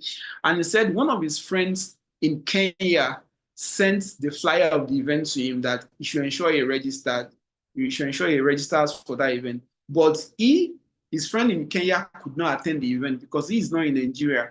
But just because they had that connection, there are opportunities that you might not see, your colleagues in other countries will see, they will share with you. These are little things which you get to benefit from.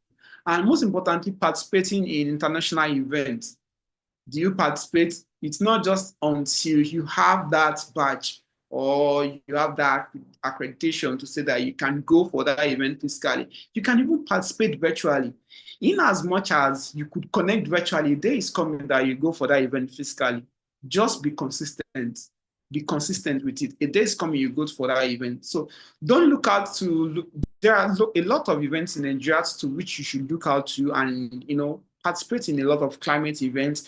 The more you hear these global speakers and these experts speak, the more you also become more groomed. And also get to leverage digital tools. I've spoken about you getting to publish articles and getting to advocate the more. And the last one is you being consistent.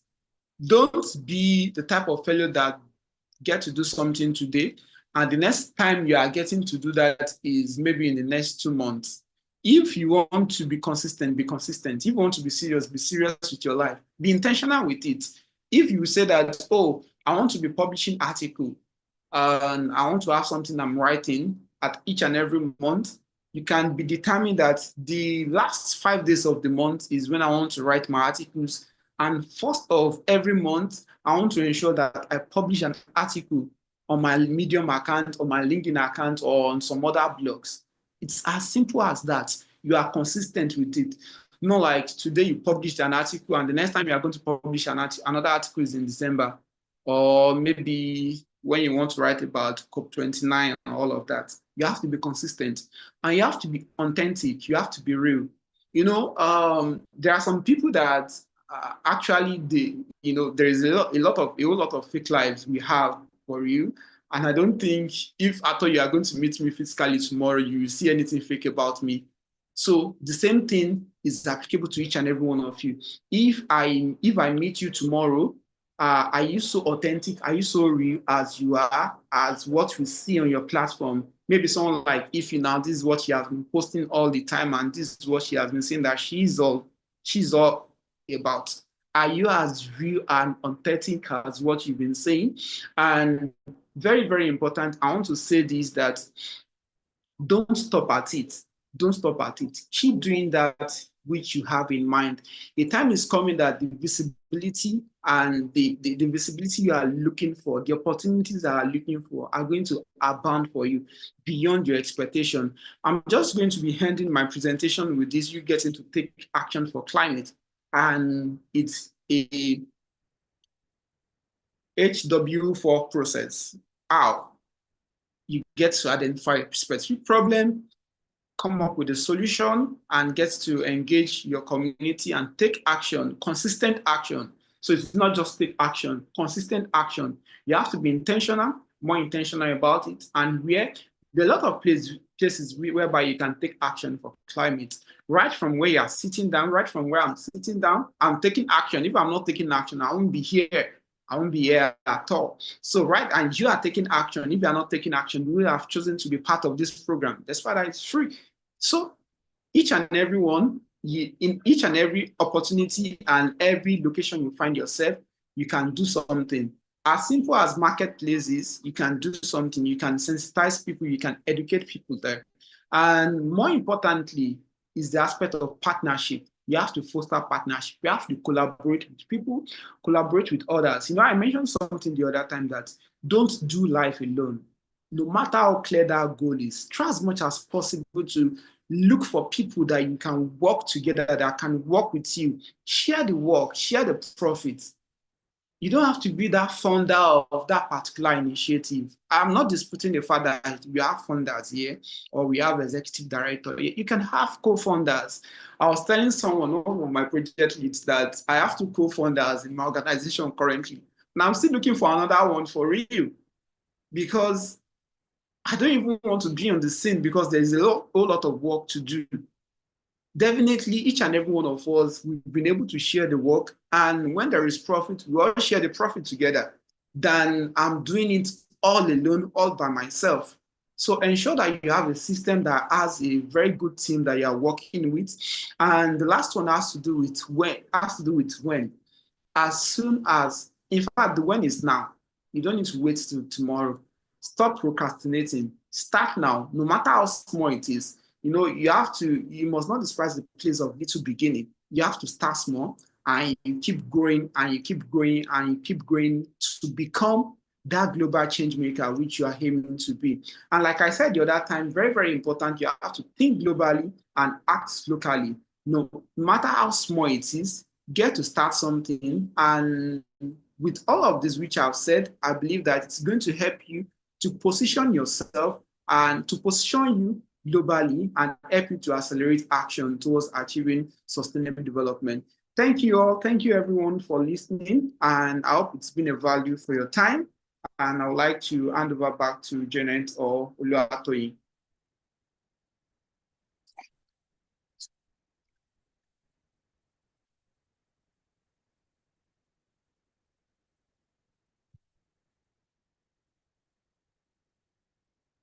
Yeah, Janet.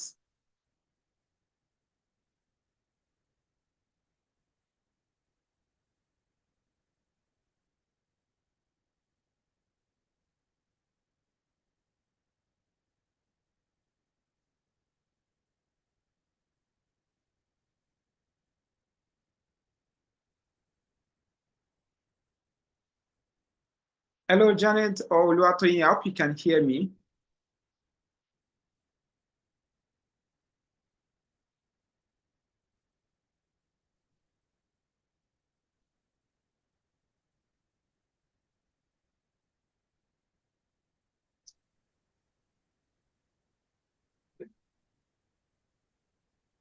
The link is, sorry. The same thing. Yes.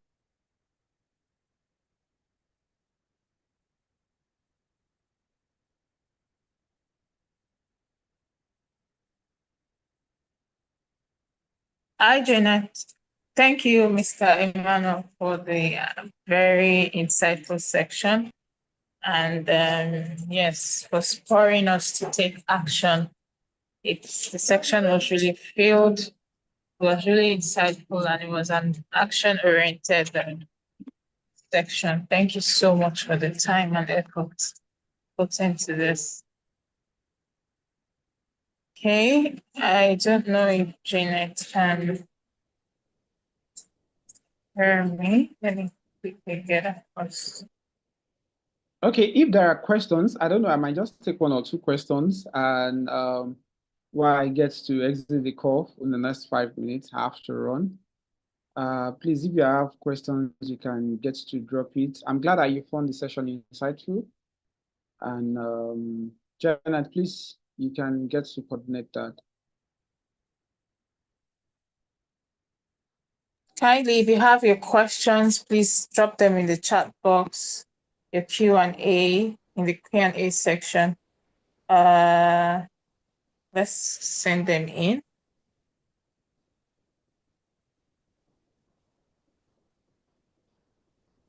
Let's send the section. Okay, we're still having interesting comments. Yes, thank you, Mr. Emmanuel. Thank you so much. This section is insightful. Yes, yes, yes. Wonderful section, amazing. Please let's send in our questions. You can use the Q&A section or you can use the chat box.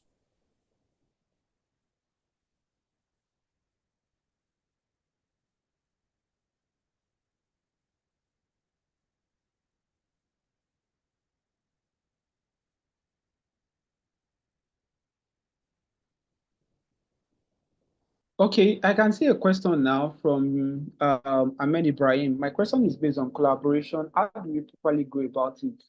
Do we need to any legal practices to involve? Please explain better. Please, I hope you can hear me clearly. Yes, yes, it's correct. Okay, all right. Thank you very much, Ahmed, for that question which you just asked. And there's something they call, depending on the kind of initiative you are coming up with, and there are some that has to do with an innovation specifically. And when you're having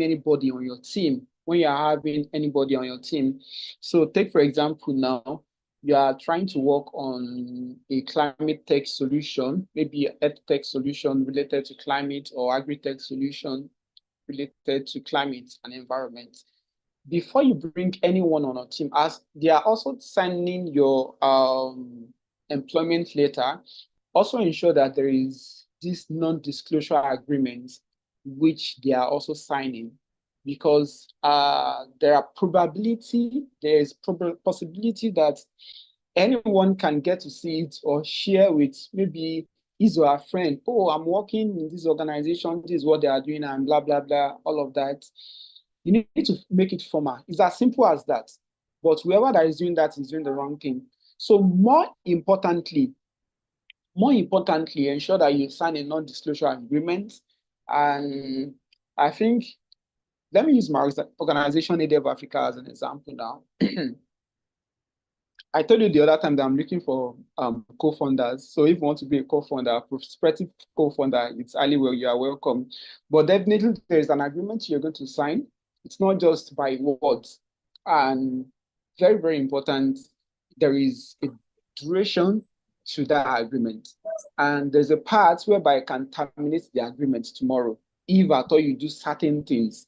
So all of this is well documented.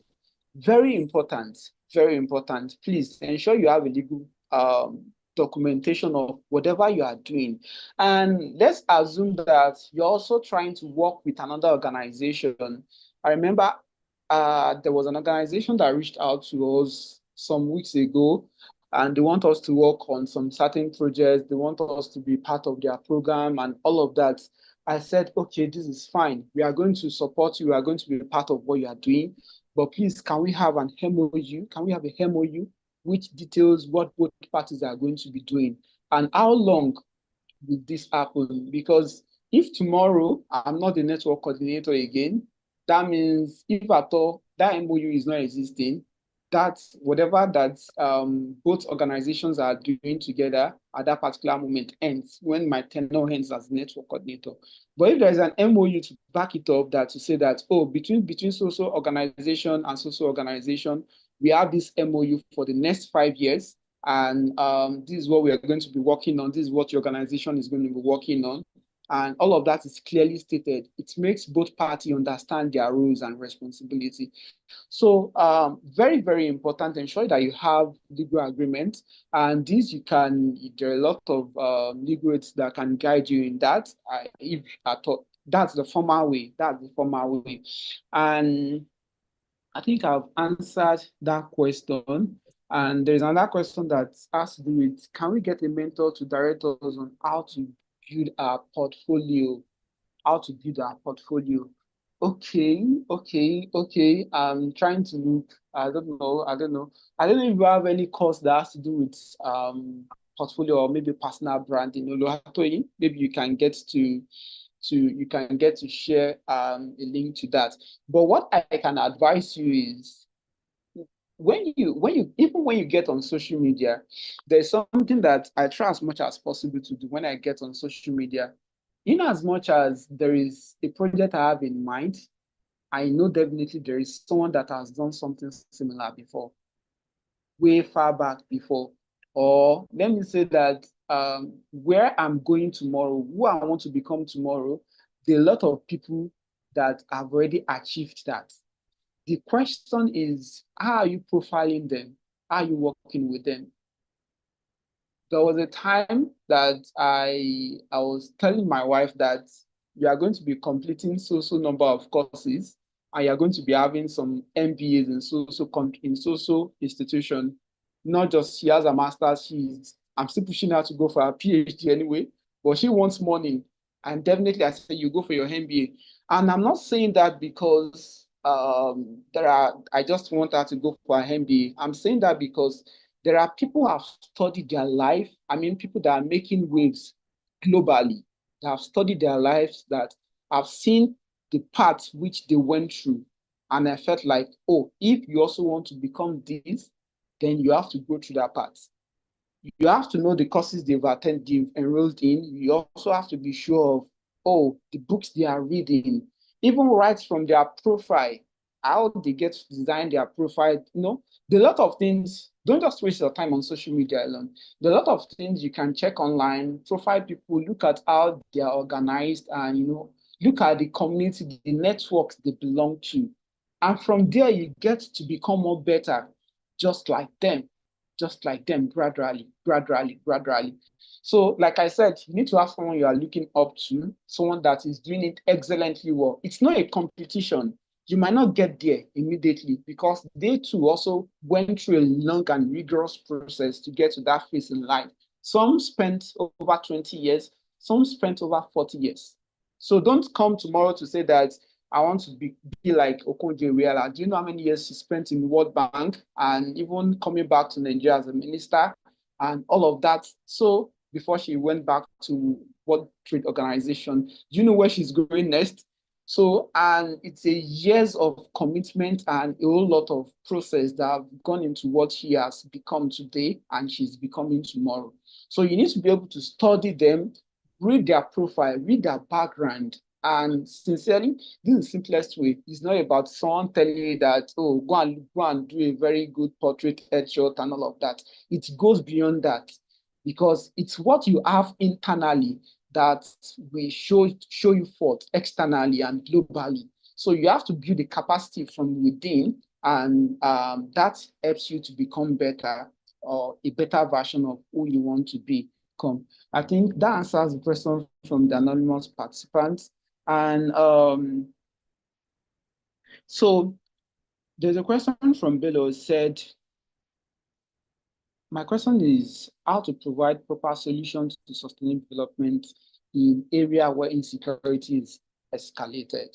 Please, I always say this, that where there is no peace, there can't be sustainable development. And where there can't be sustainable development without peace, and there can't be peace without sustainable development. More importantly, you need to be very sure. You need to be very sure at the level of insecurity. If it's something that is still controllable, I will advise you to proceed with your project. But if it's something that you know that it's quite at maybe the risk alert is very high, I will advise you to pause your project and wait till whereby there is peace, whereby you can, with ease of mind, you can get to achieve your projects. I remember there was a time someone reached out to me from South Africa for a water project in Bornu. And I just told him, I said, sincerely, I'm not sure I'm ready to be part of this project. Definitely, this is a project that is in millions of dollars, not millions of naira. So you can't be in South Africa and I'll be here risking my life. So, but there is a time whereby if at all he comes up with that project again, or maybe we're applying for the project, I'll be glad to be part of it. So where there is no peace, there can't be sustainable development. I think that would just be the answer which I'm going to give to that. For those of us whose name did not reflect on Google apart from social media like IG, what can we do? So like I said, try as much as possible to create a LinkedIn account. Sorry, not create a LinkedIn account. You can create a Medium account and try as much as possible. You can write some articles. You can try as much as possible to also volunteer for some organizations that definitely their profile, your name can be spotlighted on their website and all of that. So that's another thing which you can do. Another thing you can do is to belong to association and networks. Don't let me use association and networks alone, professional association and networks. So this can be a scientific committee on this or a professional body on that. So, and just like I mentioned PMI the other time, you can be part of PMI, and you being part of PMI, you know, that makes it easy. That makes it easy for people to spotlight you, or maybe you're part of a particular project. So these are little things you can do, and sometimes you can decide to. Some people intentionally do this, whereby they try as much as possible to write an article, or they have an interview series on a particular blog or a particular national dailies, maybe Weekend Diary and all of that, and they get it published online, maybe Tribune, newspaper, Guardians, and Punch, and all of that. And it goes far. When they search your name, they see relevant things which you've done. And it's not about you getting to pay for awards now. There are some people that go out and pay organizations for award, that they should give them awards so that they can have all those eye lists and showcase all of that. It's fake life. It's fake life. You don't need all of that. But in as much as you are consistent with what you are doing, there is a part of impact which you're making. It will get to that point whereby you have a lot of plaques of award within your office and all of that. So, and easily you keep becoming better over and over. But the most important thing is ensure you are consistent. If it's just one thing you want to do, be consistent. And there are also some platforms that there was one of my, there is not even was now, he's still on my project team. And he told me that he writes for a particular platform in Nigeria. He writes articles for them for free on a monthly basis. And when this organization wants to publish the article, they don't just publish on their name. I mean, on the organization name, he also writes his name on the article. So when I type his name, maybe Oluwa so his name, I've definitely seen some of those articles which he has written before, because it's also a big organization that is well spotlights a lot of opportunities. So these are just few areas, and leadership engagement too matters. So don't just sit back. Don't sit back and say that and fold your hands and you don't want to be part of, like, I have one honorable moderating this session, and you won't believe that she's an honorable, and I know very soon she'll become a senator, the next female senator in House of Rep. But also take leadership to position, no matter how small it is, even in those small groups which you belong to, and this can add to part of your profile. So when people are telling your story tomorrow, or when you are telling your story tomorrow, you can say that this is what you've done, this is the impact you've made, and you personally can reflect back and be so happy of what you've achieved in life. Yeah, I think I might actually end it here. I don't know if there are other questions, but definitely if there are other questions, please, you can go ahead, you can connect, and beyond there, we can connect. That's my phone number, that's my email on the screen. And my name is Emmanuel Oluwoye. Once again, you can always engage with me on LinkedIn or on any platform. But more importantly, please be consistent and ensure that you think globally and act locally. Thank you, everyone, and enjoy the rest of your evening. Oh, please, let's give Mr. Emmanuel a virtual applause. Thank you so much, Mr. Emmanuel. Thank you for being that leader that we need, that has been doing great things in different spaces, not just even in climate actors. To say that you do this effortlessly and you still do so many other SDG advocate, and you lend your voice in ensuring that this is well passed on to the next generation. I want to say a very big thank you. Thank you for sharing all that you have shared with us today. Quickly, we move to, so I would have said on behalf of all of us at UNSDSN, but I remember that you are part of us. So on behalf of your team members, I want to say thank you for your time today. Moving quickly to the announcement that we have this evening. We believe that by now you will have selected your team leaders. Team leaders will have been selected by now for each group. Please, we want all team leaders that has been selected. And if your group is yet to select a team leader, please kindly do so. Select someone that represents your team. And when that is done, the team leader should send a message to this number, 08165965711. That is Oluwatobiloba Ojuluwa. He's the Director of Project and Strategy for this cohort, for this program. Please kindly reach out to him via WhatsApp with your name and the team that you're representing so that it can be captured and all the teams can be added into a particular group. And this is so that we can be able to channel information from them to you to make it easier. So if you have questions and you have concerns, or you have information that you would love to share with us, and you think that it may not be available all the time, I mean, something that you can just share with your team leader who can get that across to us, or that he can even resolve for you immediately. Also, the Climate Research Policy and Sensitization Workshop will be for next week. Please remember that. We are reviewing. Okay, we'll start reviewing your submissions from Monday. So if you're yet to submit your assignments, kindly do so, because review will start from Monday.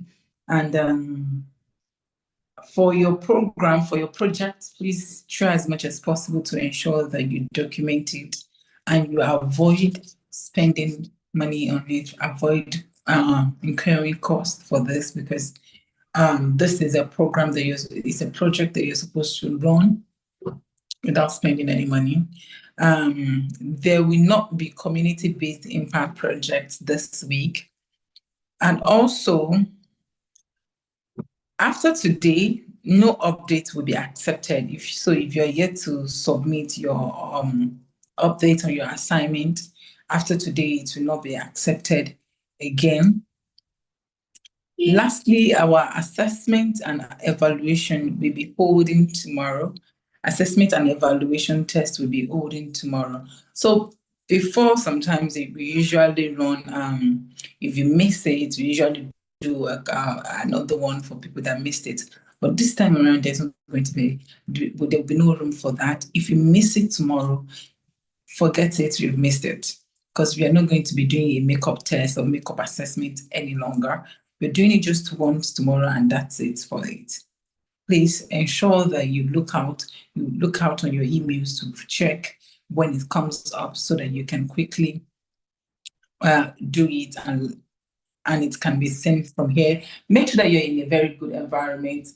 Will not tolerate excuses of, oh, I tried to do it, I tried to submit it, it was not good. Before you click on it to start, ensure that your network is very okay. So as soon as you finish, you submit it immediately, because there will be no makeup test. There will be no makeup assessment after tomorrow. I want to inform you that on the 3rd of May, we'll be having our Climate Accelerator Bootcamp, and I'm sure you're excited and looking forward to it. Please, we will be sharing more information about that.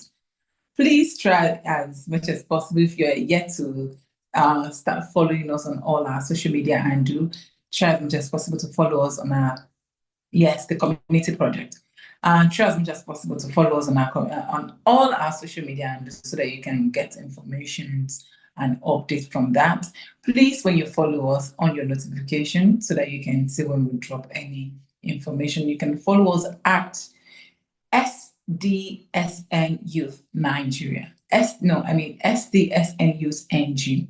So I will take that again, but I will be spelling it at SDSNYOUTHNG, at SDSNNG. The phone number again is, please try and type it. The phone number again is 081 659 65711. I'll take that again, 081 659 65711. His name is Oluwatobiloba Ojuluwa. He's the Director of Project and Strategy. When you reach out to him with your details and the team that you're representing, then he will be adding you all to a group, or to the group where we have prepared for team leaders, so that communications we can have a smooth flow or a smooth chain of communication. I guess it's a question. If we have any, yes, 081-659-65711. Thank you so much. No, I said you can follow us at, let me type that.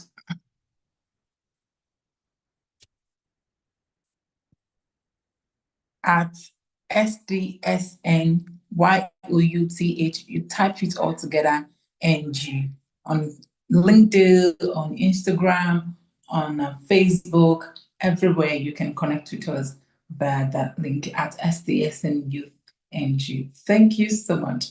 Do have a wonderful weekend. Bye for now.